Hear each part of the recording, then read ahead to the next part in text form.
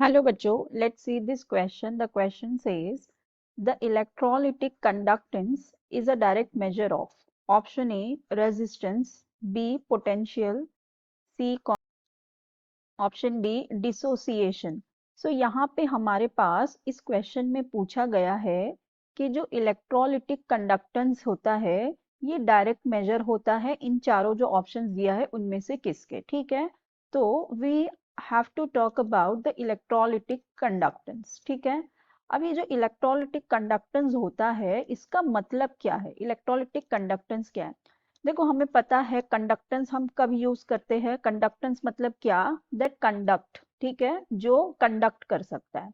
अब यहाँ पे दिया हुआ है इलेक्ट्रोलिटिक कंडक्टेंस। अभी इलेक्ट्रोलिटिक मतलब हमें पता है ये कहाँ से आया है, इलेक्ट्रोलाइट से। ठीक है, इलेक्ट्रोलाइट, और इलेक्ट्रोलाइट क्या होते हैं, हमारे वो सोल्यूशन होते हैं या तो वो कंपाउंड जिसको हम एक्वियस फॉर्म में ले, पानी में डाले तो वो डिसोसिएट हो जाए अपने आयंस में, या तो मोल्टन स्टेट में ले तब वो अपने आयंस में जो डिसोसिएट होते हैं, जो उनमें आयंस होता है, राइट, वो होते हैं हमारे इलेक्ट्रोलाइट। तो जो इलेक्ट्रोलाइट होते हैं जो कंडक्ट करते हैं, इलेक्ट्रोलाइट क्या करते हैं, कंडक्ट करते हैं, राइट, इलेक्ट्रोलाइट कंडक्ट करते हैं electricity because of the ions which are present in them.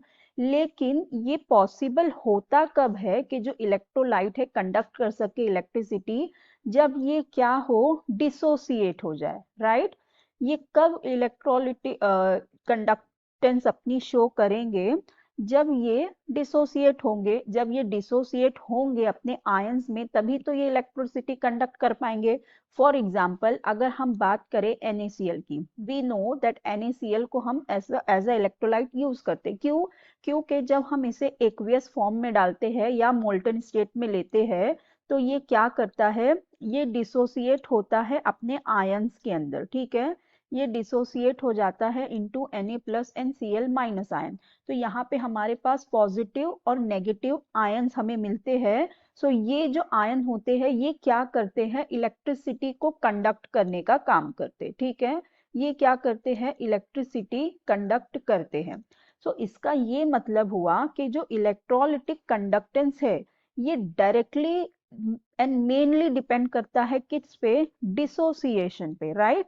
जितना ये जो हमारा इलेक्ट्रोलाइट है वो जब जितना अच्छे से डिसोसिएट होगा वो उतना अच्छे से इलेक्ट्रोलाइट को कंडक्ट, वो अच्छे से कंडक्ट कर पाएगा, राइट। अगर वो डिसोसिएट ही नहीं होगा, अगर ये वो इस तरह से ऐसे कंपाउंड फॉर्म में रहा NaCl, तो वो इलेक्ट्रिसिटी कंडक्ट कर ही नहीं पाएगा, क्योंकि कंडक्ट करने के लिए हमें चाहिए फ्री आयंस, और फ्री आयंस कब आएंगे, जब वो डिसोसिएट होगा, राइट।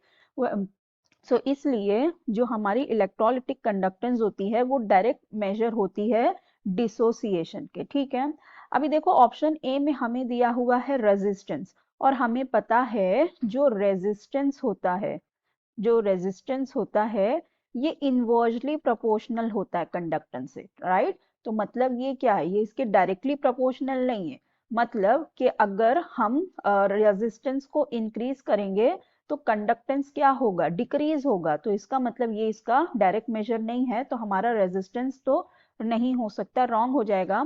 फिर बी में हमें दिया हुआ है पोटेंशियल। सो जो पोटेंशियल भी होता है वो भी हम ये नहीं कह सकते कि डायरेक्ट मेजर है इलेक्ट्रोलिटिक कंडक्टेंस का, राइट। क्योंकि जब तक वो डिसोसिएट नहीं होगा तब तक वो आगे होगा नहीं। ठीक है, और जब तक वो इलेक्ट्रिसिटी कंडक्ट ही नहीं कर पाएगा, फ्लो ऑफ इलेक्ट्रॉन्स होंगे नहीं, फ्लो ऑफ आयंस होंगे नहीं, तो वहां पे कहाँ से हम पोटेंशियल की बात कर पाएंगे, राइट। तो इसलिए ये भी नहीं होगा। और अगर हम बात करें कॉन्सेंट्रेशन की, ठीक है, अगर हम बात करें कॉन्सेंट्रेशन की, सो देखो जो इलेक्ट्रोलिटिक कंडक्टेंस होता है हमारा, इलेक्ट्रोलिटिक कंडक्टेंस ये क्या होता है, इलेक्ट्रोलिटिक कंडक्टेंस डिक्रीज होता है विथ इंक्रीज इन कॉन्सेंट्रेशन। ठीक है, अगर हम कॉन्सेंट्रेशन को इंक्रीज करते हैं तो इलेक्ट्रोलिटिक कंडक्टेंस क्या होता है, डिक्रीज होता है। या अगर हम इंक्रीज करेंगे डाइल्यूशन तो क्या होगा, इलेक्ट्रोलिटिक कंडक्टेंस इंक्रीज होगा, राइट।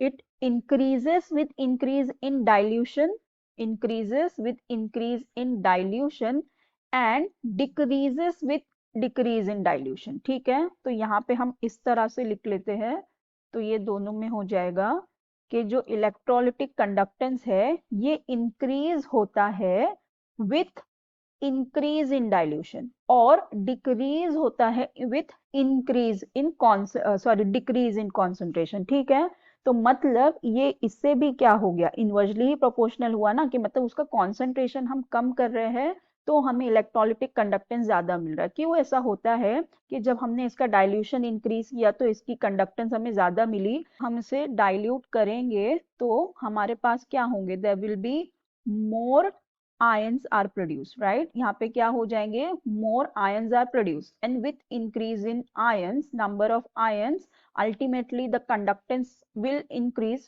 right? तो जो इलेक्ट्रोलिटिक कंडक्टेंस होता है वो इंक्रीज होता है विद डाइल्यूशन एंड डिक्रीज होता है विद कॉन्सेंट्रेशन। तो इसका मतलब ये हुआ कि ये भी इसके डायरेक्ट मेजर नहीं है, तो हमारा करेक्ट ऑप्शन क्या हो जाएगा, option C, option D, dissociation. So the electrolytic conductance is a direct measure of dissociation. So I hope you understood it well. Best of luck. Thank you.